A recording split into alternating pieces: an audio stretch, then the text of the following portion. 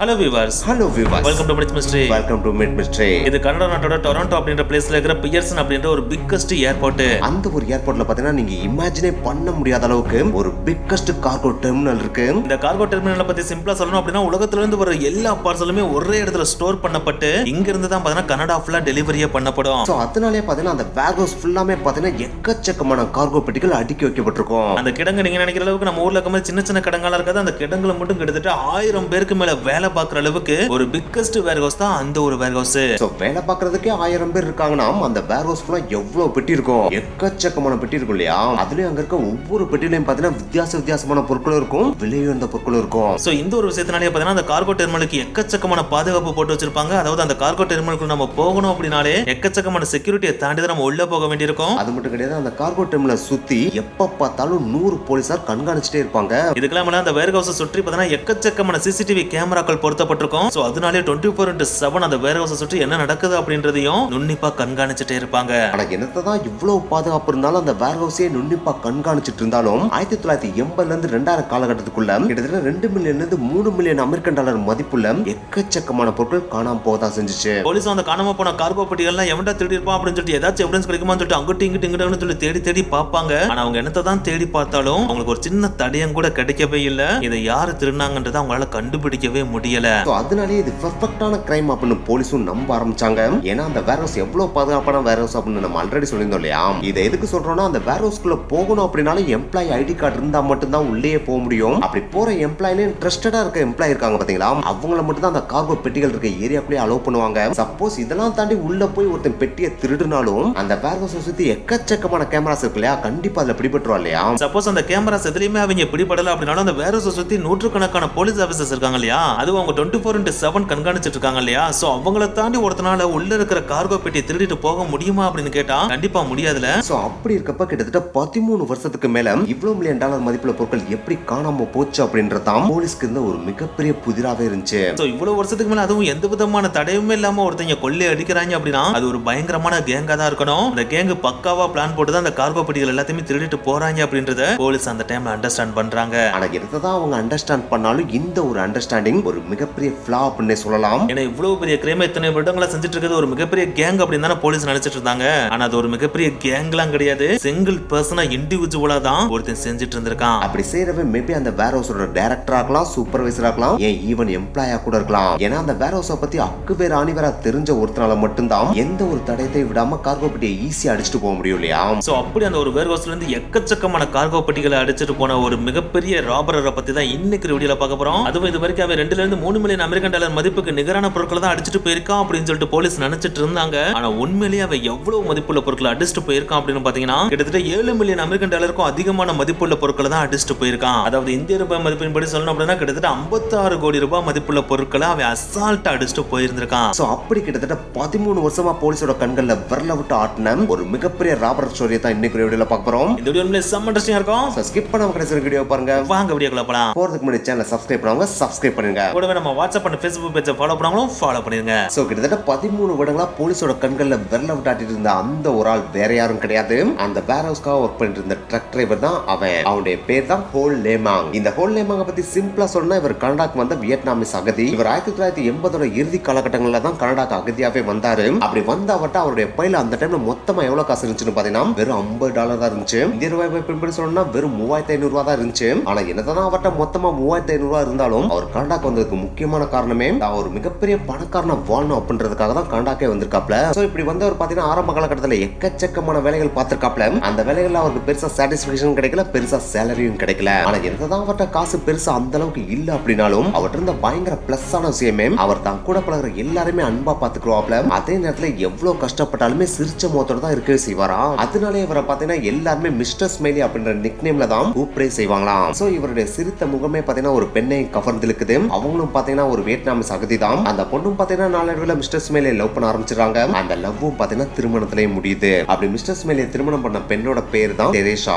இந்த டெரேசாக்கு இது ஃபர்ஸ்ட் மேரேஜ்லாம் கிடையாது, செகண்ட் மேரேஜ் தான். சோ அதனாலே டெரேசாக்கு டீனேஜ்ல ஒரு பையனும் இருக்கான். என்ன சொல்றீங்க, டீனேஜ்ல பையன் இருக்க ஒரு பொண்ணையோட மிஸ்டர் ஸ்மைலி கல்யாணம் முடிச்சார் அப்படின்னு நீங்க ஷாக்கா கேட்கலாம். ஆனா இதுக்கு பின்னாடி ஒரு காரணம் இருக்கு அப்படின்றது அந்த டைம்ல டெரேசாக்கு தெரியாது. எஸ், டெரேசா எங்க வேலை பார்க்கறாங்கன்னு பாத்தீங்கன்னா ஒரு ஷிப்பிங் கம்பெனில தான் வேலை பார்க்கறாங்க. அந்த ஷிப்பிங் கம்பெனி பாத்தீங்கன்னா பியர்சன் ஏர்போர்ட் இருக்கு பாத்தீங்களா, அங்க இருந்து தான் பொருட்கள் எடுத்து எடுத்து வந்து கனடா ஃபுல்லா டெலிவரி பண்ணோம். சோ அப்படி டெரேசா அந்த ஷிப்பிங் கம்பெனில வேலை பாக்குறாங்கன்னு தெரிஞ்சே தான் நம்ம மிஸ்டர் ஸ்மைலி அவங்கள கல்யாணம் முடிச்சிருக்காப்ல. எஸ், கல்யாணம் முடிச்ச உடனே நம்ம மிஸ்டர் ஸ்மைலி டெரேசா கேட்ட முதல் விஷயமே எனக்கு ஒரு வேலை வாங்கி கொடு அப்படின்றதான். சோ தன்னுடைய ஹஸ்பண்ட் முதல் முறை ஆசைப்பட்ட ஒரு விஷயத்தை கேட்டாங்க அப்படின்னா அதை வாங்கி தராம இருக்க முடியாது இல்லையா? அதனாலே டெரேசா பாத்தீங்கன்னா தான் வேலை பார்க்குற ஷிப்பிங் கம்பெனிலேயே ட்ரக் டிரைவர் வேலை வாங்கி தந்துடுறாங்க. அந்த ட்ரக் டிரைவரோட வேலையே பேர்சன் ஏர்போர்ட்ல ஒரு மிகப்பெரிய வேர் ஹவுஸ் இருக்கு இல்லையா, அங்க இருக்க கார்கோ பெட்டிகள்லாம் எடுத்து வந்து டெலிவரி பண்ண வேண்டிய கடைகள்ல டெலிவரி பண்றதா. இந்த ஒரு வேலையை மிஸ்டர் ஸ்மைலி வாங்கினதுக்கு முக்கியமான காரணமே வேர் ஹவுஸ் அப்படினால எக்கச்சக்கமான விலையுயர்ந்த பொருட்கள் இருக்க கார்கோ பெட்டிகள் இருக்கு இல்லையா.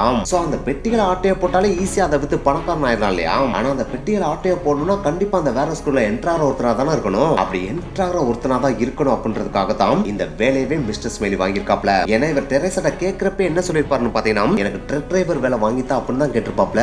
அந்த ஒரு வேலையை தான் இப்போ மிஸ்டர் ஸ்மைலி கெட் பண்ணவும் செஞ்சுட்டாப்ல. சோ ஒன்ஸ் இதை கெட் பண்ணோனே தன்னுடைய அடுத்த கட்ட பிளானையும் ஆரம்பிக்கிறாரு. எஸ், இவரோட அடுத்த கட்ட பிளானே பாத்தீங்கன்னா கார்கோ பெட்டிகளை ஆட்டியா போடுறதா. ஆனா இதை சொல்றதுக்கு வேணா ஈஸியா இருக்கலாம், ஆனா இதை செய்யறதுன்றது அவ்வளவு ஈஸியான விஷயம் கிடையாது. ஏன்னா அந்த ஏர்போர்ட்ல இருக்கிற வேர் ஹவுஸ் எவ்வளவு செக்யூர்டான ஏர்போர்ட் அப்படின்றத நம்ம ஆல்ரெடி முன்னாடியே சொல்லியிருந்தோம் இல்லையா. சோ அந்த ஒரு வேர் ஹவுஸ்ல போயிட்டு ஒரு பெட்டி ஆட்டியா போட்டு வருதுன்றது சாதாரண விஷயம் கிடையாது. சப்போஸ் உள்ள போய் ஒரு ஆட்டியா போட்டு வரல அப்படின்னாலும் இதோட ட்ரக்ல தான் எக்கச்சக்கமா டெலிவரி பண்ண வேண்டிய கார்கோ பெட்டிகள் அடிக்க வைப்பாங்க இல்லையா. அதுல ஏதாச்சும் ஒரு பெட்டி ஆட்டியா போட்டுக்கலாமே அப்படின்னு சொல்லிட்டு நீங்க யோசிக்கலாம். ஆனா அப்படி ஆட்டியா போட்டா இவர் ஈஸியா முட்டாள்தனமா சிக்கிக்கிறவாப்ல. ஏன்னா ஆல்ரெடி அந்த வேர் ஹவுஸ்ல இருந்து சென்ட் பண்றப்பே பாத்தீங்கன்னா இத்தனை பெட்டிகளை உள்ள வச்சு அனுப்புறோம், அது எந்த லொகேஷன்ல போய் நீ டெலிவரி பண்ணணும் அப்படின்ற எல்லா டீடைலும் சொல்லி தான் அனுப்ப வச்சுவாங்க. சோ அப்படி இருக்கிறப்ப சில லொகேஷன்ஸ்ல சில பெட்டிகள் டெலிவரி ஆகல அப்படின்னா அதற்கான பலி யார் மேல வந்து விழுகும்? கண்டிப்பா நம்ம மிஸ்டர் ஸ்மைலி மேல தான விழுகும். சோ அதனாலேயே ஏத்துற கார்கோ பெட்டிகளை ஆட்டைய போடக்கூடாது, அதற்கு மாறா வேர் ஹவுஸ்க்குள்ள இருக்கிற பெட்டிகளை தான் ஆட்டைய போடணும் அப்படின்னு சொல்லிட்டு அவர் உறுதியா இருக்காரு. ஏன்னா அந்த வேர் ஹவுஸ்க்குள்ள பாத்தீங்கன்னா கடல் மாதிரி எக்கச்சக்கமான கார்கோ பெட்டிகள் இருக்கும். ஒவ்வொரு நாளும் பாத்தீங்கன்னா thousands ஆஃப் கார்கோ பெட்டிகள் வெளியேற்றப்படும், thousands ஆஃப் கார்கோ பெட்டிகள் உள்ள வரவும் செய்யும். சோ அப்படி ஒவ்வொரு நாளும் 1000 பெட்டிகள் வெளியும் உள்ளேயும் போயிட்டு வருது அப்படினாலே கண்டிப்பா அதுல இருக்கிற ஏதாச்சும் ஒரு பெட்டி இல்லாட்டா 2 பெட்டி காணாம போனா உடனே அங்க இருக்கிற வேர் ஹவுஸ்ல ஈஸியா கண்டுபிடிக்கவே மாட்டாங்களாம். அதை கண்டுபிடிக்கிறதுக்கே கிட்டத்தட்ட 1 வாரம் வரைக்கும் டைம் ஆகும் அப்படின்னு சொல்றாங்க. ஏன்னா இந்த இன்சிடென்ட் நடந்துட்டு இருந்த அந்த ஒரு காலகட்டம் பார்த்தீங்கன்னா 1990s காலகட்டம் இல்லையா. சோ அந்த காலகட்டத்தில் கம்ப்யூட்டரைஸ்டு ட்ராக்கிங் எதுவுமே கிடையாது. சோ அப்படி இருக்கிறப்ப டெலிவரி ஆக வேண்டிய லொகேஷன்ல பார்சல் டெலிவரி ஆகல அப்படின்னா கிட்டத்தட்ட 1 வாரம் வரைக்கும் வெயிட் பண்ணி பார்ப்பாங்க. சப்போஸ் 1 வாரம் வரைக்கும் டெலிவரி ஆகல அப்படின்னா தான் அதை சென்ட் பண்ணவங்க இன்ஃபார்ம் பண்ணுவாங்க. ஒன்ஸ் அதை சென்ட் பண்ணவங்களுக்கு இன்ஃபார்ம் பண்ண உடனே அவங்க சைடுல இருந்து வேர் ஹவுஸ்க்கு கால் பண்ணி நாங்க வேர் ஹவுஸ்லாம் சென்ட் பண்றோம், அங்க இருந்து ஏன் என்னோட கஸ்டமர்ஸ்க்கு போய் சேரல அப்படின்னு சொல்லிட்டு கேட்பாங்க. அப்படி கேட்கிறப்ப தான் இந்த மாதிரி கார்கோ பெட்டிகள் காணாம போயிருக்கு அப்படின்றதே அந்த ஏர்போர்ட் ஆபீசர்ஸ்க்கும் போலீஸ்க்குமே தெரிய வரும். ஆனா அப்படி தெரிய வரதுக்கே 1 வாரம் ஆகும் அப்படின்றதுனாலயே எந்த விதமான எவிடன்ஸும் விடாத அளவுக்கு அசால்ட்டா மிஸ்டர் ஸ்மைலி பாத்தீங்கன்னா அங்க இருக்கிற பொருட்கள் ஆட்டையை போடணும் அப்படின்றதான் அவரோட டார்கெட்டாவே வச்சிருக்காரு. இந்த ஒரு பிளான்லாம் பாத்தீங்கன்னா நம்ம மிஸ்டர் ஸ்மைலிட்ட பக்காவா தான் இருக்கு. ஆனா என்னதான் பிளான் பக்காவா இருந்தாலும் முதல்ல அந்த வேர் ஹவுஸ்க்குள்ள என்டர் ஆகணும் இல்லையா. அப்படி என்டர் ஆனதான் அங்க இருக்கிற ஏதாச்சும் ஒரு பெட்டி ஆட்டையை போட்டு வர முடியும் இல்லையா. ஆனா அதுக்குள்ள என்டர் ஆகுதுன்றது அவ்வளவு சாதாரணமான விஷயம் கிடையாது. நம்ம ஆல்ரெடி சொல்லியிருந்தோம் இல்லையா, ஒரு ஐடி கார்டு இருந்தா மட்டும் தான் அதுக்குள்ள என்டர் ஆகவே முடியும். அதுவே ஒரு ட்ரக் டிரைவர் இல்லையா.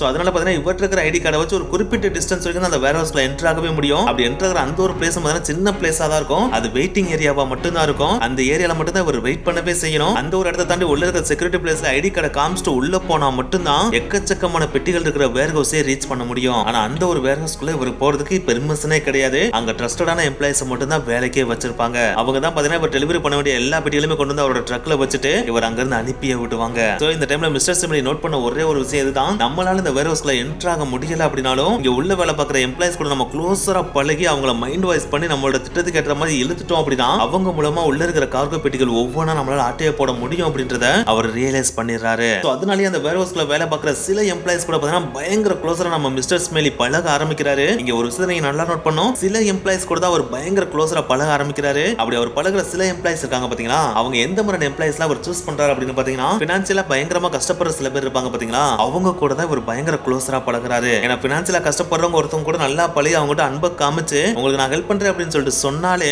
ஆட்டோமேட்டிக் அவங்க இவருக்கு என்ன வேணாலும் செய்ய ரெடியா இருப்பாங்க இல்லையா. சோ அதனாலே அந்த மாதிரி கஷ்டப்படுற சில பேர் சூஸ் பண்ணி அவங்க கூட தான் பயங்கர க்ளோஸரா அன்பை காட்டி பழகுறாரு. அப்படி பழகுனதுல ஒருத்தர் தான் இவரோட ட்ரக்குக்கு எப்பயுமே கார்கோ பெட்டிகளை ஏற்றி அனுப்புறவரு. சோ ஒன்ஸ் அவர் கூட நல்ல க்ளோஸரா பழகின உடனே ஒரு நாள் கார்கோ பெட்டிகளை ஏத்துறப்ப அவரை கூப்பிட்டு தனியா நான் உனக்கு $2000 தரேன், நீ எனக்கு பண்ண வேண்டியது ஒரே ஒரு விஷயம் தான், இருக்கிற கார்கோ பெட்டியில ஏதாச்சும் ஒரு கார்கோ பெட்டியை எக்ஸ்ட்ரா ஏத்தி என் ட்ரக்ல வச்சிரு, அதை நான் வெளியே எடுத்து போய் வித்து நான் சம்பாதிச்சுக்கிறேன், அதுக்கு பதில் நான் உனக்கு $2000 தரேன் அப்படின்னு சொல்றாரு. அதாவது இந்திய ரூபாய் மதிப்பின்படி சொல்லணும் அப்படின்னா 1,60,000 ரூபாய் நான் உனக்கு தர்றேன் அப்படின்னு சொல்லிட்டு சொல்றாரு. இதை கேட்டோன்னே அந்த எம்ப்ளாயினாலும் பயங்கரமா ஷாக் ஆயிடுறாரு. ஆத்தடி வேணா நம்ம திருட சொல்றோம் அப்படின்னு சொல்லிட்டு யோசிக்கிறாரு. ஆனா எனக்கு தான் யோசிச்சாலும் இவர் கிட்டத்தட்ட 1,80,000 ரூபாய் தரேன்னு சொல்றாரு இல்லையா. சோ அந்த ஒரு அமௌண்ட் பார்த்தா அந்த எம்ப்ளாய்க்கு பயங்கர பெருசா தெரியுது, அது அவருக்கு நீடடாவும் இருக்கு. சோ அதனாலேயே அதை ரிஜெக்ட் பண்ண முடியாம நம்ம மிஸ்டர் ஸ்மைலி சொன்ன மாதிரியே ஒரு கார்கோ பெட்டியை எக்ஸ்ட்ரா யாருக்குமே தெரியாம அந்த ட்ரக்ல ஏத்தி விட்டுறாரு. அந்த ஒரு கார்கோ பெட்டியை ஏத்தின உடனே மிஸ்டர் ஸ்மைலி வழக்கம் போல ட்ரக்க ட்ரக்கை வேர் ஹவுஸ்ல இருந்து எடுத்துட்டு அவர் டெலிவரி பண்ண வேண்டிய எல்லா லொகேஷன்ஸ்லயுமே கார்கோ பெட்டியில டெலிவரி பண்ணிடுறாரு. அப்படி டெலிவரி பண்ணி முடிச்சதுக்கு அப்புறம் ஒரே ஒரு கார்கோ பெட்டி அந்த ட்ரக்குக்குள்ள இருக்கு. அந்த ஒரு கார்கோ பெட்டியை நேரா அவரோட வீட்டுக்கு விட்டு அங்க கொண்டு போய் எடுத்து வைக்கிறாரு. அப்படி எடுத்து வைக்கிறப்ப அந்த கார்கோ பெட்டிக்குள்ள என்ன இருக்குன்றதுலாம் அவருக்கு சுத்தமா தெரியாது. ஏன்னா அது கம்ப்ளீட்டா சீல் பண்ணப்பட்டிருக்கும் இல்லையா. சோ அதனாலே உள்ள என்ன இருக்குன்றது அவருக்கு சுத்தமா தெரியாது. இருந்தாலும் ஏதோ ஒரு குருட்டு நம்பிக்கையில 1,80,000 ரூபாய் இன்வெஸ்ட்மெண்டா போட்டு அவர்கிட்ட கொடுத்துட்டு இந்த ஒரு பெட்டி அவர் தூக்கிட்டு வந்திருக்காப்ல. சோ அதனாலே கடவுளை பயங்கரமா வேண்டிக்கிட்டு இந்த பெட்டிக்குள்ள இருக்கிறதெல்லாம் பெரிய பெரிய பொருட்களா இருக்கணும்னு சொல்லிட்டு அதை ஓபன் பண்றாப்ல. அப்படி ஓபன் பண்ணி பாக்குறப்ப உள்ள இருந்த எல்லா ப்ராடக்ட்டுமே பாத்தீங்கன்னா எலக்ட்ரானிக்ஸ் ஐட்டமா இருந்திருக்கு. அதாவது கம்ப்யூட்டரோட பெரிஃபரல்ஸ் சொல்லிட்டு எக்கச்சக்கமான எலக்ட்ரானிக்ஸ் ஐட்டம் புதுசா இருந்திருக்கு. சோ அந்த ப்ராடக்ட்ஸ் எல்லாத்தையுமே வெளியே எடுத்து வச்சு அந்த ப்ராடக்ட் எல்லாத்தையுமே லிஸ்டா எடுத்து எது எதுல எவ்வளவு மதிப்பு போகும்னு சொல்லிட்டு எலக்ட்ரானிக் கடையில போயிட்டு கேட்டு விசாரிச்சு பாக்குறாப்ல. அப்படி விசாரிச்சு பாக்குறப்ப அந்த ஒரே ஒரு பெட்டியில இருந்து அந்த எலக்ட்ரானிக்ஸ் ப்ராடக்ட்டோட மதிப்பு மட்டும் எவ்வளவு அப்படின்னு பாத்தீங்கன்னா கிட்டத்தட்ட $1,00,000 ஆரம்பிச்சான். அதாவது இந்திய ரூபாய் மதிப்பு சொல்லணும் அப்படின்னா கிட்டத்தட்ட 80 லட்சம் ரூபாய் மதிப்புடையதா ஆரம்பிச்சான். சோ இந்த ஒரு மதிப்பை கேட்ட உடனே அவர் உண்மையிலேயே பயங்கரமா எக்ஸைட்மெண்ட் ஆறாரு. ஏன்னா அவர் இந்த திருட்டுக்காக இன்வெஸ்ட் பண்ணது எவ்வளவு வெறும் 1,60,000 ரூபாய் தானே. ஆனா அது மூலமா ரிட்டர்ன்ஸ் எடுத்தது எவ்வளவு கிட்டத்தட்ட 80 லட்சம் ரூபாய் இல்லையா. சோ அதனாலே பார்த்தா செம்மையா குசியாடுறாப்ல. அந்த இடத்த தான் குசியானாலும் இதோட மதிப்பு மட்டும் தான் இப்ப தெரிஞ்சு வச்சிருக்காப்ல. ஆனா அது தெரிஞ்சதுக்கு அப்புறம் இதை போய் விற்கவும் செய்யணும் இல்லையா. அப்படி விற்கிறப்ப இதை எங்க இருந்து வாங்குவா அப்படின்னு சொல்லி எக்கச்சக்கமா கேள்வி கேட்டாங்க அப்படின்னா அவர் ஈஸியா மாட்டிக்கிடுவார் இல்லையா. சோ அதனாலே இதை உடனே கொண்டு போய் ஒரு விற்காம முதல்ல இதை எங்கெல்லாம் கொண்டு போய் விற்க போறாரோ அந்த கடைகள் எல்லாம் போயிட்டு முதல் ஃப்ரெண்ட்ஷிப்பா நல்லா பழக ஆரம்பிக்கிறாரு. ஏன்னா பழகுறதுல ஒரு பயங்கரமான கில்லாடி இல்லையா. யார் கூட பழகினாலும் பயங்கர அன்பா காட்டிடுவாரு. அவங்களையும் பயங்கரமா நம்ப வச்சிருவாரு. ஒரு ஸ்மைலினாலேயே பார்த்தீங்கன்னா பயங்கரமா மயக்கவும் செஞ்சிருவார் இல்லையா. சோ அந்த ஒரு ஸ்மைலி பேச வச்சே பார்த்தீங்கன்னா எக்கச்சக்க கடைகள்ல நல்லா பழகி ஒரு ஆட்டையை போட்டு வந்த கார்கோ பெட்டில இருந்த எல்லா எலக்ட்ரானிக்ஸ் ஐட்டத்துமே பார்த்தீங்கன்னா ஒரு வழியா வித்து முடிச்சிடறாரு. அப்படி விற்கிறப்ப பார்த்தீங்கன்னா ஒரிஜினல் ரேட்ல எல்லாம் அவரால் விற்க முடியாது. ஏன்னா இவர் இல்லீகலா விற்கிறார் இல்லையா. சோ அதனாலே பார்த்தீங்கன்னா கொஞ்சம் காசு கம்மியா தான் தருவாங்க. இருந்தாலும் இவர் கிட்டத்தட்ட $1,60,000 போட்டு அசால்ட்டா 80 லட்சம் போலாட்டி ஒரு 50-60 லட்சம் இவரோட கைக்கு கிடைச்சாலே அது இவருக்கு பயங்கரமான லாபம் தானே. சோ அதனாலே பார்த்தீங்கன்னா கம்மியா வித்தாலும் பரவாயில்லன்னு சொல்லிட்டு அந்த எல்லா ப்ராடக்ட்டுமே வித்துறாரு. சோ ஒன்ஸ் அந்த எல்லா ப்ராடக்ட்டுமே வித்து தீர்த்த உடனே அவருக்கு இன்னும் பயங்கரமா கை அரிக்க ஆரம்பிக்குது. எனக்கு கிடைச்ச லாபம் அளவுக்கு அதிகமா இருக்கு இல்லையா. சோ அடுத்து இன்னொரு பெட்டியும் இதே மாதிரி அடிச்சிடணும்னு சொல்லிட்டு பிளான் போடுறாப்ல. அப்படி பிளான் போடுறப்ப மறுபடியும் இவரோட ட்ரக்ல கார்கோ பெட்டியில ஏத்துற அந்த எம்ப்ளாயி இருக்காரு பாத்தீங்களா, அவரை மறுபடியும் கூப்பிட்டு இந்த இடம் உனக்கு $2,000 இல்ல, நான் உனக்கு $3,000 தரேன். போன தடவை எப்படி ஒரு பெட்டி ஏத்தி விட்டியோ அதே மாதிரி இன்னொரு பெட்டியை ஏத்தி விட்டுரு. ஆனா நீ ஏத்தி விடுற பெட்டி நல்ல பெட்டியா இருந்தா நல்லா இருக்கும், அதுக்குள்ள நிறைய பொருள் இருந்தாலும் நல்லா இருக்கும் அப்படின்னு சொல்லிட்டு சொல்றாரு. அப்படி சொல்றப்ப அந்த எம்ப்ளாயி நீ காசு எவ்வளவு வேணாலும் கொடு, ஆனா அந்த பெட்டியில என்ன இருக்குன்றது எனக்கும் தெரியாது, உனக்கு டெலிவரி பண்ண வேண்டிய பெட்டிகள் இங்க எங்க இருக்குன்னு சொல்லிட்டு மென்ஷன் பண்ணிருப்பாங்க, அதை மட்டும் தான் வந்து ஏத்த முடியும். நீ கேட்கறதுனால ஒரு ரேண்டமான பெட்டி எடுத்து உனக்கு ஏத்தி விடுறேன், ஆனா அதுக்குள்ள என்ன இருக்கலாம் எனக்கு தெரியாது அப்படின்னு சொல்லிட்டு சொல்லிடுறாரு. உடனே நம்ம மிஸ்டர் ஸ்மெலியும் பரவாயில்லையா நீ ஏதாச்சும் ஒரு பெட்டி ஏத்தி விடு, எதை ஏத்தி விடாலும் எனக்கு லாபம் தான் அப்படின்னு சொல்லிட்டு அவர்கிட்ட $3,000 கொடுத்துட்டு அலேக்கா ஒரு பெட்டி ஆட்டையை போட்டு வழக்கம் போல தன்னோட வீட்டுல கொண்டு போய் இறக்கிறாரு. அப்படி இறக்கிட்டு ஆர்வமா முன்னாடி ஓபன் பண்ண மாதிரி இந்த தடவை அதை ஓபன் பண்ணி பாக்குறாப்ல. அப்படி பாக்குறப்ப ஃபர்ஸ்ட் டைம் ஓபன் பண்ணப்ப இந்த எக்ஸைட்மெண்ட் பார்த்தீங்கன்னா இப்போ அவர்கிட்ட கிடையாது. ஏன்னா ஃபர்ஸ்ட் டைம் பார்த்தா அந்த பெட்டி ஃபுல்லா எலக்ட்ரானிக்ஸ் ப்ராடக்ட் இருந்துச்சு இல்லையா, அதோட விலையெல்லாம் பயங்கரமா இருக்கும், அதனால பயங்கரமா எக்ஸைட் ஆனாரு. ஆனா இந்த தடவை அவருக்கு கிடைச்ச அந்த ஒரு கார்கோ பெட்டியை ஓபன் பண்ணி பாக்குறப்ப அதுல இருந்து எல்லாமே பார்த்தீங்கன்னா மெர்ச்சன்டைஸா இருந்திருக்கு, அதாவது புது புது ட்ரெஸ்ஸஸா இருந்திருக்கு. சோ எலக்ட்ரானிக்ஸ் பொருளோட கம்பேர் பண்றப்ப ட்ரெஸ்ஸஸோட மதிப்பு பயங்கரமா இருக்குமான்னு கேட்டா ரொம்ப கம்மியா தானே இருக்கும். சோ அதனாலேயே பார்த்தீங்கன்னா அவர் கொஞ்சம் டிப்ரெஷன் ஆக தான் செய்யறாரு. ஏன்னா ஃபர்ஸ்ட் பெட்டியில கிடைச்ச லாபம் அளவுக்கு இவருக்கு இதுல லாபம் கிடைக்குமான்னு கேட்டா கண்டிப்பா கிடைக்காது. இருந்தாலும் இவர் போட்ட அந்த $3,000 விட கம்மியா கிடைக்கிறதுக்கு வாய்ப்பு கிடையாது, அதோட கொஞ்சம் அதிகமா தான் அவருக்கு லாபம் கிடைக்கும். சோ அதனாலேயே பார்த்தீங்கன்னா மனசை தேத்திக்கிட்டு இந்த தடவை எங்கெல்லாம் போய் பாசமா பழகுறாரு அப்படின்னு பாத்தீங்கன்னா ரெடிமேட் கடைகள்லாம் இருக்கும் பாத்தீங்களா, அந்த கடைகளோட ஓனர்கிட்ட போயிட்டு நல்ல பாசமாவும் அன்பாவும் பேசி சிரிச்சு அவங்கள மயக்கிறாரு. அப்படி மயக்கின உடனே என்கிட்ட எக்கச்சக்கமான புது புது ட்ரெஸ்ஸஸ் எல்லாம் இருக்கு, நான் நிறைய இம்போர்ட் பண்ணி வாங்கி வச்சிருக்கேன், அது எல்லாத்தையும் நான் உங்களுக்கு கம்மியான விலையில கொடுக்குறேன், உங்களுக்கு பிடிச்சிருந்தா வாங்கிக்கங்க அப்படின்னு சொல்லிட்டு அந்த ட்ரெஸ்ஸஸ் எல்லாத்தையுமே எக்கச்சக்கமான ரெடிமேட் கடையில போய் விற்கவும் செஞ்சிடறாரு. அப்படி வித்து முடிச்சதுக்கு அப்புறம் மறுபடியும் பார்த்தா இன்னொரு பெட்டியை தூக்கலாம் சொல்லிட்டு இன்னொரு பெட்டியை தூக்குறாப்ல. அப்படி தூக்குறப்ப பார்த்தா அதுக்குள்ள இருக்கிற ப்ராடக்ட் இன்னொரு வேற ப்ராடக்டா இருக்கு. சோ அந்த ப்ராடக்ட் விற்கிறதுக்கு பார்த்தா இன்னும் வேற சில கடைகள்ல போயிட்டு புதுசா பழக வேண்டியிருக்கு. இப்படியே மாறி மாறி ஒவ்வொருத்தையும் ஒவ்வொரு பெட்டி தூக்குறப்போ ஒவ்வொரு பெட்டியிலும் பார்த்தா ஒவ்வொரு ப்ராடக்டா இருக்குது பாத்தீங்கன்னா இவருக்கு ஒரு மாதிரி கடுப்பையும் கிரியேட் பண்ணுது, அதே நேரத்தில் இவருக்கு சிக்கலையும் கிரியேட் பண்ற மாதிரி இவருக்கு தோணுது. சோ அதனாலேயே இந்த மாதிரி நம்ம ஒவ்வொரு தடவை ரேண்டமான பெட்டியை தூக்கி அதுல இருந்த பொருட்களை வித்துட்டே இருந்தோம் அப்படின்னா கண்டிப்பா நம்ம மாட்டிக்கிருவோம். இதுக்கு ஏதாச்சும் ஒரு சொல்யூஷன் நம்ம கண்டுபிடிக்கணும்னு சொல்லிட்டு அடுத்த கட்ட பிளானையும் மிஸ்டர் ஸ்மைலி போடுறாரு. எஸ், இனிமேல் நம்ம திருடுற பெட்டி கரெக்டான பெட்டியா இருக்கணும், அதுக்குள்ள என்ன இருக்கு அப்படின்றது நமக்கு முன்கூட்டியே தெரிஞ்சுக்கணும் அப்படின்னு முடிவு பண்றாரு. ஆனா அந்த பெட்டிக்குள்ள இருக்கிறத முன்கூட்டியே தெரிஞ்சுக்கணும் அப்படின்னா கண்டிப்பா அந்த வேர் ஹவுஸ்க்குள்ள இருக்க டேட்டா செட்டை எடுத்தா மட்டும் தான் தெரிஞ்சுக்க முடியும். அதாவது அந்த வேர் ஹவுஸ்ல என்னென்ன செக்ஷன் இருக்கு, அந்த ஒவ்வொரு செக்ஷன்லயும் என்னென்ன ப்ராடக்ட் வச்சிருக்க கார்கோ பெட்டிகளை அடுக்கி வச்சிருப்பாங்க அப்படின்ற லிஸ்ட்டை எடுத்தா மட்டும்தான் இந்த இடத்துல இருக்க பெட்டிகள் தான் இவருக்கு வேணும்னு இவரால் கிளியர் கட்டா சூஸ் பண்ண முடியும் இல்லையா. ஆனா அந்த லிஸ்ட் எடுக்கிறதுன்றது சாதாரணமான விஷயம் கிடையாது. அந்த வேர் ஹவுஸ்ல டாப் அண்ட்ல வேலை பார்ப்பாங்க பாத்தீங்களா, அவங்களுடைய சப்போர்ட் இருந்தா மட்டும் தான் அந்த லிஸ்ட்டை எடுக்க முடியும். சோ அதுக்கு யாரா பிடிக்கலாம் அப்படின்னு சொல்லிட்டு தேடுறப்பதான் மிஸ்டர் ஸ்மெலியோட கண்ணுல டெரேசா படுறாங்க, அதாவது இவருடைய ஒய்ஃபான டெரேசா படுறாங்க. எஸ், அவங்க எங்க வேலை பார்க்கறாங்க, இவர் ட்ரக் டிரைவரா இருக்க ஷிப்பிங் கம்பெனில வேலை பார்க்கறாங்க. சோ அந்த வேர் ஹவுஸ்ல எந்தெந்த இடத்துல எந்தெந்த மாதிரியான கார்கோ பெட்டிகள் இருக்கும் அப்படின்றது உங்களுக்கு நல்லாவே தெரியும். சோ அந்த ஒரு லிஸ்ட்டை பார்த்தீங்கன்னா இவர் டெரேசாட்ட இருந்து கேட்டு வாங்கிறாப்ல. ஒன்ஸ் அதை வாங்கினோடனே அடுத்த தடவை ட்ரக்குக்குள்ள கார்கோ பெட்டிகளை ஏத்துற மேன்ட்ட போயிட்டு இந்த தடவை நீ ரேண்டமான பெட்டியெல்லாம் தூக்கி வைக்காத, இந்த வேர் ஹவுஸ்ல இத்தனாவது செக்ஷன்ல இந்த இடத்துல நிறைய கார்கோ பெட்டிகள் இருக்கும், அதுல ஒரு கார்கோ பெட்டியை தூக்கிட்டு வா அப்படின்னு சொல்லிடுறாப்ல. ஏன்னா அந்த கார்கோ பெட்டிகளை தூக்கிட்டு வந்தாதான் அதுல அளவுக்கு அதிகமான விலை வந்த பொருட்கள் இருக்கும் அப்படின்றது நம்ம மிஸ்டர் ஸ்மெலிக்கு நல்லாவே தெரியுது. சோ அது தெரிஞ்சனாலதான் செலக்டிவான கார்கோ பெட்டிகளை அழகா தூக்குறாப்ல.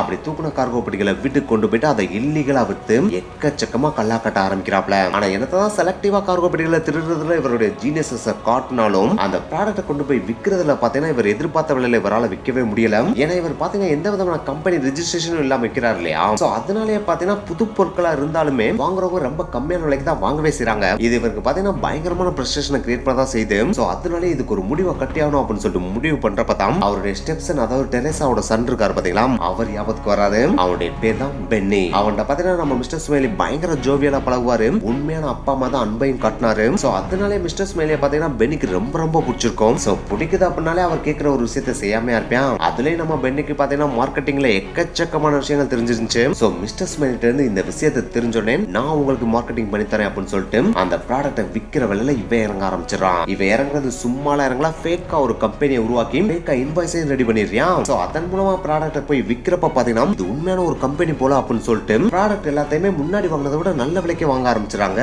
சோ அதனாலேயே இதுக்கு முன்னாடி லாபம் பார்த்ததை விட இப்போ மிஸ்டர் ஸ்மெலி பாத்தீங்கன்னா பயங்கரமா லாபத்தை பார்க்க ஆரம்பிச்சிடாப்ல. இதனாலே கடைகள் சைடுல பாத்தீங்கன்னா அளவுக்கு அதிகமான டிமாண்ட் கிரியேட் ஆக ஆரம்பிக்குது. மிஸ்டர் ஸ்மெலி எப்படி அடுத்த ப்ராடக்ட்டை கொண்டு வருவா அப்படின்னு சொல்லிட்டு கேட்க ஆரம்பிக்கிறாங்க. அப்படி கேட்கறதுனாலே இவரும் பாத்தீங்கன்னா அடுத்தடுத்து எக்கச்சக்கமா வேர் ஹவுஸ்க்குள்ள வந்து பெட்டியில தூக்க வேண்டியதா இருக்கு. அதனாலே நிறைய பெட்டிகள் வீட்டுல வந்து சேர்ந்துரும் இல்லையா. ஆனா இப்ப இவங்க ஃபேமிலி இருக்க வீடு பாத்தீங்கன்னா சின்ன வீடா இருக்கு. சோ அந்த வீட்டுல அளவுக்கு அதிகமான பெட்டிகள் அடுக்க முடியாது அப்படின்றனாலேயே வேற ஏதாவது பெரிய இடத்த நம்ம சூஸ் பண்ணோம் அப்படின்னு சொல்லிட்டு தேட ஆரம்பிக்கிறாப்ல. அப்படி தேடுற இடம் பாத்தீங்கன்னா பப்ளிக் பிளேசஸா இருக்க கூடாது அப்படின்றதுலயும் பயங்கர கான்சியஸா இருக்காப்ல. அதே நேரத்துல கமர்ஷியல் ரெண்ட் இருக்க ஒரு பிளேஸாவும் இருக்க கூடாதுன்றதுலயும் கான்சியஸா இருக்காப்ல. சோ இந்த கிரைட்டீரியா படி பார்த்தோம்னா கண்டிப்பா ஒரு வீடை தானே சூஸ் பண்ணி ஆகணும். சோ அதனாலே பக்கத்துல இருக்க 2 வீடை சூஸ் பண்ணி அதை ரெண்டுக்கும் வாங்கிறாப்ல. அப்படி வாங்கின 2 வீட்டுல ஒரு வீட்டுல பாத்தீங்கன்னா இவங்க ஃபேமிலி போய் தங்கிறாங்க. இன்னொரு வீட்டுல பாத்தீங்கன்னா இவர் ஆட்டையை போட்டு வர கார்கோ பெட்டிகள் இருக்கும் பாத்தீங்களா, அதை அடிக்கடிக்க வைக்கிறாங்க. ஏன்டா சொல்றீங்க, இவன் பாட்டுக்கு ஜாலியா பெட்டி ஆட்டையை போட்டு வர, அப்பெல்லாம் போலீஸ் என்னடா பண்ணுச்சு அப்படின்னு கேட்கலாம். நம்ம தான் ஆல்ரெடி சொல்லிருந்தோம் இல்லையா, ஒரு பெட்டி ஆட்டையை போட்டு வந்தா அந்த பெட்டி காணாம போச்சு அப்படின்னு தெரிஞ்சதுக்கு கிட்டத்தட்ட 1 வாரம் ஆகும். அப்படியே 1 வாரம் கழிச்சு தெரிஞ்சாலும் அவங்க சிசிடிவி ஃபுட்டேஜ் எல்லாத்தையும் பார்த்தாலும் அங்க இருக்க எல்லாத்தையும் விசாரிச்சாலும் இங்க எந்த விதமான அன்யூஷுவல் ஆக்டிவிட்டிஸையும் நாங்க பார்க்கல அப்படின்னு தான் சொல்லுவாங்க. ஏன்னா மிஸ்டர் ஸ்மெலி பாத்தீங்கன்னா எப்பயும் போல வர ட்ரக் டிரைவர் தான். இவருக்கு பெட்டி தூக்கிட்டு வரவரும் பாத்தீங்கன்னா அங்க ரொம்ப வருஷமா வேலை பார்க்குற ஒரு எம்ப்ளாயி தான். அதுவும் அடிக்கிற கார்கோ பெட்டியை டெலிவரி ட்ரக்லயே ஏத்திட்டு போயிடாப்ல இல்லையா. சோ அதனாலே யாருக்கும் எந்த விதமான சந்தேகம் வராம தான் இந்த தெஃப்ட் எல்லாமே நடக்குது. போலீஸும் பாத்தீங்கன்னா அந்த வேர் ஹவுஸ்ல வேலை பார்க்குற எல்லாருமே ஒரு கண்ணை வச்சுட்டு தான் இருக்காங்க. எல்லாரையும் நுண்ணிப்பா நோட் பண்ணதான் செய்யறாங்க. அங்க இருக்கிற சில பேரை கூப்பிட்டு விசாரிக்கவும் செய்யறாங்க. ஆனா அப்படி விசாரிக்கிறப்ப அங்க வேலை பார்க்குற வேலையாட்களும் பாத்தீங்கன்னா ஒருத்தர் விட்டு கொடுக்கவும் மாட்டேன்றாங்க. சோ அதனாலே என்ன நடக்குது அப்படின்றத போலீஸால சுத்தமா அண்டர்ஸ்டாண்ட் பண்ணவே முடியல. அவங்க இது தெரியாம திக்கு முக்காடி திணறிட்டு இருக்காங்க. அப்படி அவங்க திணறிட்டு இருக்கப்ப நம்ம மிஸ்டர் ஸ்மெலி பாத்தீங்கன்னா அசால்ட்டா ஒவ்வொரு தடவையும் ஒவ்வொரு எம்ப்ளாயா சூஸ் பண்ணி ஒவ்வொரு கார்கோ பெட்டியா அழகா ஆட்டையை போட்டுட்டு இருக்காப்ல. ஆனா அப்பதான் ஒரு சின்ன பிரச்சனையும் மிஸ்டர் ஸ்மெலிக்கு கிரியேட் ஆகுது. எஸ், இப்போ ஒரு பாத்தீங்கன்னா புதுசா 2 வீடு வாடகை எடுத்தானா அதுல ஒரு வீடு ஃபுல்லா பாத்தீங்கன்னா அந்த பெட்டிகள் எல்லாத்தையும் அடிக்க வச்சிட்டு இருக்காப்ல. சோ அந்த ஒரு இடத்துல தான் பாத்தீங்கன்னா ஒரு சின்ன பிரச்சனை அவருக்கு கிரியேட் ஆக ஆரம்பிக்குது. ஏன்னா அந்த 2 வீடு பாத்தீங்கன்னா தனி வீடு தான் கிடையாது, சுத்தி வீடு இருக்கிற ஒரு இடத்துல தான் பாத்தீங்கன்னா இவர் 2 வீடு பக்கத்துல வாடகை பிடிச்சிருக்காப்ல. சோ அப்படி இருக்கிறப்ப அடிக்கடி ஒரு டெலிவரி ட்ரக் அந்த வீட்டுக்கு பக்கத்துல வர்றதையும் அந்த ட்ரக்ல இருந்து ஒரு பெட்டியை தூக்கிட்டு போய் அந்த வீட்டுக்குள்ள வைக்கிறதையும் பக்கத்து வீட்டுல இருந்து ஒரு பொண்ணு பாத்தீங்கன்னா நோட் பண்ண ஆரம்பிச்சிருது. அதை பாக்குறப்ப இதுக்கு ஒரு மாதிரி சந்தேகமும் கிரியேட் ஆக ஆரம்பிச்சிருது. என்னடா இந்த வீட்டை வேர் ஹவுஸ் மாதிரி மட்டும் தான் யூஸ் பண்றாங்க, இந்த வீட்டுல இவங்க இருக்கிற மாதிரியும் தெரியல, இவங்க என்னதான்டா பண்றாங்க அப்படின்றத தெரிஞ்சுக்கிறதுல அவங்களும் ஆர்வம் காட்ட ஆரம்பிக்கிறாங்க. சோ அதனாலே ஒரு நாள் மிஸ்டர் ஸ்மெலிட்ட போயிட்டு நீங்க என்னத்தை தான் பண்றீங்க, இந்த வீட்டுக்குள்ள என்னத்தை தான் அடிக்க வைக்கிறீங்கன்னு சொல்லிட்டு கேக்குறாங்க. அப்படி கேட்கிறப்ப மிஸ்டர் ஸ்மெலி அவங்ககிட்ட பயங்கர கேஷுவலா எந்த விதமான பதற்றமும் இல்லாம சிரிச்சுக்கிட்டே நான் ஒரு ஷிப்பிங் கம்பெனில டெலிவரி ட்ரக் ஓட்டிட்டு இருக்கேன், ஒரு வீடு வேணும்னு சொல்லிட்டு அவங்க கேட்டாங்க, அதனால தான் இந்த ஒரு வீடு நான் பிடிச்சு வச்சிருக்கேன். சோ அங்க ஸ்டோர் பண்ண முடியாத பெட்டிகளை தான் நான் இங்க கொண்டு வந்து ஸ்டோர் பண்ணுவேன். சோ இதுவும் பார்த்தா ஒரு வேர் ஹவுஸ் மாதிரி தானே தவிர இதுல எந்த விதமான பிரச்சனையும் கிடையாது அப்படின்னு சொல்லிட்டு சிரிச்சுட்டு அவங்ககிட்ட பதில் சொல்லிடுறாரு. அப்படி பதில மட்டும் சொன்னா அவங்க வாயை மூடிட்டு இருந்துருவாங்களா என்ன? கண்டிப்பா இருக்க மாட்டாங்களா. இந்த விஷயத்தை நிறைய ஸ்ப்ரெட் பண்றதுக்கு வாய்ப்புகள் இருக்கு இல்லையா. சோ அதனாலே அந்த ஒரு நெய்பர் பொண்ணு நல்லா கவனிக்கணும் அப்படின்றதுக்காகவே அவங்களுக்கு அடிக்கடி பார்த்தா கிஃப்ட் வாங்கி கொடுக்கறது, அவங்களுக்கு தேவையான விஷயங்கள்லாம் செஞ்சு கொடுக்கறது, அவங்களுக்கு பண உதவி அப்படின்னு கேட்டாலே யோசிக்காம காசு எடுத்து கொடுக்கறதுன்னு சொல்லிட்டு அவங்க நல்லாவும் கவனிக்க ஆரம்பிக்கிறாப்ல. அதனாலே அவரோட கேரக்டர் அதே நேரத்தில் ஒரு செய்யற எக்கச்சக்கமான உதவிகளை பார்த்து அவங்க எந்த ஒரு விஷயத்தையும் வெளியே சொல்லாமையே மறைக்கவும் செஞ்சிடறாங்க. ஆனா என்னதான் அந்த பக்கத்து வீட்டுக்காரங்களோட வாயை அவர் அடைச்சாலும் இப்போ ஒரு பிடிச்ச வீடு பெரிய வீடா தான் இருந்திருக்கு. ஆனா அந்த ஒரு பெரிய வீட்டையும் அடுத்தடுத்து எக்கச்சக்கமான பெட்டிகளை நிரப்பினதுனாலேயே அந்த வீடு கம்ப்ளீட்டா நிரம்பிடுது. சோ அதனால இவ்வளவு ப்ராடக்ட் எப்படா விக்கிறது அப்படின்னு சொல்லிட்டு அவர் யோசிச்சுட்டு இருந்தாப்ல. அப்படி யோசிச்சுட்டு இருந்த அந்த அந்த ஒரு டைம்ல தான் இன்டர்நெட் அப்படின்ற ஒண்ணு பாத்தீங்கன்னா எவல்யூஷன் ஆக ஆரம்பிக்குது. எஸ், அப்படி எவல்யூஷன் ஆன அந்த ஒரு டைம்ல தான் eBay அப்படின்ற ஒரு வெப்சைட்டும் புதுசா இன்ட்ரோடியூஸ் பண்ணப்படுது. இந்த eBay பத்தி உங்களுக்கு சொல்லி தான் தெரியணும்ன்ற அவசியம் கிடையாது. இந்த உலகத்துல முதல்ல கஸ்டமர் டு கஸ்டமர் நீங்க ப்ராடக்ட்டை வாங்கிக்கலாம் அப்படின்ற ஒரு விஷயத்தை இன்ட்ரோடியூஸ் பண்ணதே eBay தானே. எஸ், நீங்க ஒரு ப்ராடக்ட்டை வச்சிருக்கீங்க, அந்த ப்ராடக்ட்டை விற்கணும் அப்படின்னு சொல்லிட்டு ஆசைப்பட்டீங்க அப்படின்னா eBay வெப்சைட்ல போய் அந்த ப்ராடக்ட்டை பத்தின போட்டோஸ் டீடைல்ஸ் எல்லாம் போட்டு அதோட பிரைஸை மென்ஷன் பண்ணாலே போதும். வாங்குறவங்க அந்த போட்டோ அண்ட் பிரைஸை பார்த்துட்டு தேவைப்பட்டா உங்ககிட்ட இருந்து கான்டாக்ட் பண்ணி வாங்கிக்குவாங்க இல்லையா. இந்த ஒரு கான்செப்ட் இருக்கிற அந்த ஒரு eBay வந்து அப்பதான் ஃபர்ஸ்ட் இன்ட்ரோடியூஸ் பண்ணப்படுது. இப்படி இன்ட்ரோடியூஸ் பண்ணப்பட்ட அந்த ஒரு வெப்சைட்ல இருக்கிற பயங்கரமான அட்வான்டேஜான விஷயம் என்ன அப்படின்னு பாத்தீங்கன்னா, நீங்க ரெஜிஸ்டர்டு கம்பெனி இருந்தா மட்டும் தான் இதுல பொருளை விற்க முடியும் அப்படின்ற விஷயம் அதுல கிடையவே கிடையாது. ஒரு சாதாரண கஸ்டமர் யாரா இருந்தாலுமே அவங்களோட ப்ராடக்ட்டை விற்கலாம் அப்படின்னு சொல்லிட்டு தான் அந்த வெப்சைட்டை அனௌன்ஸ் பண்றாங்க. சோ அதனாலே பாத்தீங்கன்னா ஃபேக்கான நேம்ல எக்கச்சக்கமான ஐடிஸை கிரியேட் பண்ணி அதன் மூலமா அவர் ஆட்டிய போட்டு வந்த பொருட்கள் இருக்கு பாத்தீங்கன்னா, அந்த பொருட்களை ஒவ்வொன்னா பாத்தீங்கன்னா கனடால மட்டும் இல்லாம வேர்ல்டு வைடாவே பாத்தீங்கன்னா eBay மூலமா மிஸ்டர் ஸ்மைலி விற்க ஆரம்பிச்சிராப்ல. சோ வேர்ல்டு வைடா ஒரு ப்ராடக்ட்டை விற்கிறாரு அப்படினாலே அவருக்கு கல்லா பயங்கரமா கட்ட ஆரம்பிக்கும் இல்லையா. சோ அதனாலே பாத்தீங்கன்னா இதுக்கு முன்னாடி பார்த்த ப்ராஃபிட்டை விட பன்மடங்கான ப்ராஃபிட்டை மிஸ்டர் ஸ்மைலி வெறித்தனமா பண்ண ஆரம்பிக்கிறாப்ல. இன்னும் கொஞ்சம் தெளிவா சொல்லணும் அப்படின்னா eBay மூலமாவே பாத்தீங்கன்னா கிட்டத்தட்ட 19,000க்கும் அதிகமான பொருட்களை பாத்தீங்கன்னா இந்த உலகம் ஃபுல்லாவே டெலிவரி பண்ணி எக்கச்சக்கமான ப்ராஃபிட்டை மிஸ்டர் ஸ்மைலி பண்ணிடுறாப்ல. இது எல்லாத்தையுமே பாத்தீங்கன்னா எந்த விதமான பிசிறுமே திட்டாம கிட்டத்தட்ட 13 வருடங்களா மறுபடியும் பண்ணிட்டு இருந்திருக்காப்ல. நல்லா நோட் பண்ணுங்க. கிட்டத்தட்ட ஒரு டீக்கேட் ஃபுல்லாவே வேர் ஹவுஸ்ல இருந்து பொருட்களை ஆட்டிய போட்டு கனடால மட்டுமே இல்லாம உலகம் ஃபுல்லா வித்து எக்கச்சக்கமான காசை இவர் கல்லா கட்டி இருக்காப்ல. நம்ம போலீஸும் பாத்தீங்கன்னா ஒரு பக்கம் எப்படியாச்சும் தேடி கண்டுபிடிச்சிருவோம்னு சொல்லிட்டு அவங்களும் முடிஞ்சளவுக்கு அப்படி ட்ராக் பண்ணலாம் இப்படி ட்ராக் பண்ணலாம் எங்கிட்ட ட்ராக் பண்ணி பாக்குறாங்க. ஆனா எப்படி ட்ராக் பண்ணாலும் யாரையுமே அவங்களால கிளியர் கட்டா கண்டுபிடிக்கவே முடியல. சோ அதனாலே என்னடா பண்றதுன்னு சொல்லிட்டு போலீஸ் ஒண்ணுமே தெரியாம தெற்கு முக்காடி தலைய போட்டு பிச்சிட்டு இருந்த அந்த ஒரு டைம்ல தான் இன்னும் கொஞ்சம் எக்ஸாக்டா சொல்லணும் அப்படின்னா 2001 வருஷம் நவம்பர் மாசம் அவங்களுக்கு ஒரு செம்மையான லீடு கிடைக்குது. அந்த லீடு வேற எதுவும் கிடையாது. கனடால இருக்கிற ஒரு கம்ப்யூட்டர் கடையில பாத்தீங்கன்னா ஒரு திருட்டு நடக்குது. அந்த திருட்டு நடந்த உடனே அந்த கம்ப்யூட்டர் கடையோட ஓனர் போலீஸ்க்கு கால் பண்ணி யாரோ சில திருடர்கள் என்னோட கடையோட கண்ணாடியை உடைச்சிட்டு உள்ள வந்து எக்கச்சக்கமான பொருட்கள் ஆட்டிய போட்டு போயிட்டாங்க, தயவு செஞ்சு நீங்க இதுக்கான ஆக்ஷன் எடுக்கணும்னு சொல்லிட்டு கம்ப்ளைண்ட் ரைஸ் பண்றாரு. அப்படி ரைஸ் பண்ண உடனே போலீஸ்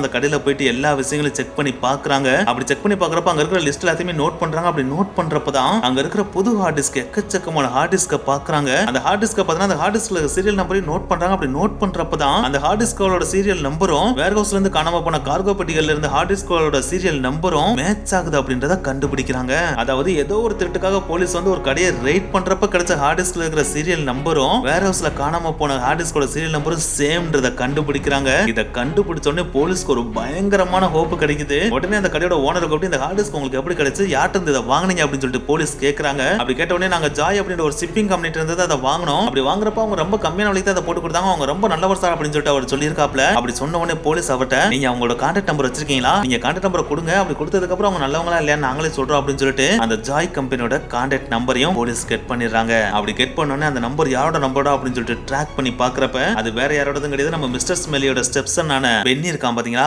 அவனோட நம்பர் அப்படின்றத கண்டுபிடிச்சிடுறாங்க. அப்படி ஒன்ஸ் கண்டுபிடிச்ச உடனே 24/7 பென்னியை ட்ராக் பண்ண ஆரம்பிக்கிறாங்க. அவனோட ஒவ்வொரு ஆக்டிவிட்டிஸையும் நோட் பண்றாங்க. அப்படி நோட் பண்றப்ப ஒரு டெலிவரி ட்ரக் அடிக்கடி உங்க வீட்டுக்கு பக்கத்துல இருக்கிற வீட்டுல போய் நிக்கிறதையும் கார்கோ பெட்டிகள் அதுக்குள்ள இறக்கி வைக்கிறதையும் கண்டுபிடிக்கிறாங்க. அப்படி கண்டுபிடிக்கிற அந்த ஒரு வீடு யாரோடதுன்னு செக் பண்ணி பாக்குறப்பதான் அது மிஸ்டர் ஸ்மெலியோட ரெண்டலுக்கு எடுத்த ஹவுஸ் அப்படின்றதையும் கண்டுபிடிக்கிறாங்க. ஒன்ஸ் அதை கண்டுபிடிச்சோடனே டக்குன்னு போலீஸ் பார்த்தா ரைட் பண்றது அந்த வீட்டுக்குள்ள போயிட்டு ரைட் பண்ணி பாக்குறாங்க. அப்படி ரைட் பண்ணி பாக்குறப்ப அந்த வீடு ஃபுல்லாவே எக்கச்சக்கமான வேர் ஹவுஸ்ல இருந்து தூக்கி ஆட்டிய போட்டு வந்த கார்கோ பெட்டிகள் இருக்கிறதையும் சீஸ் பண்ணிடுறாங்க. அப்படி சீஸ் பண்ணிட்டு அந்த வீடை தரோவா செக் பண்ணி பாக்குறப்பதான் அந்த வீட்டுல எக்கச்சக்கமான இடத்துல பாத்தீங்கன்னா பணம் கொட்டுன்னு கொட்டி கிடந்திருக்கு. ஏன்னா அவங்க ஆட்டிய போட்டு வந்த பொருட்கள் எல்லாத்தையுமே விற்க உங்களுக்கு எக்கச்சக்கமா காசு சேர ஆரம்பிச்சிச்சு இல்லையா. அந்த காசு எல்லாம் எங்க கொண்டு போய் வைக்கிறனே தெரியாம பெட்ரூம்ல ஒளிச்சு வைக்கிறேன், பெட்டுக்கடியில ஒளிச்சு வைக்கிறேன், அண்டர் கிரவுண்ட்ல ஒளிச்சு வைக்கிறேன்னு சொல்லிட்டு அந்த வீடு ஃபுல்லா ஒளிச்சு வைக்கிறதுக்கு இடம் இல்லாத அளவுக்கு எல்லா இடத்துலயும் பணத்தை ஒளிச்சு வச்சிருக்காங்க.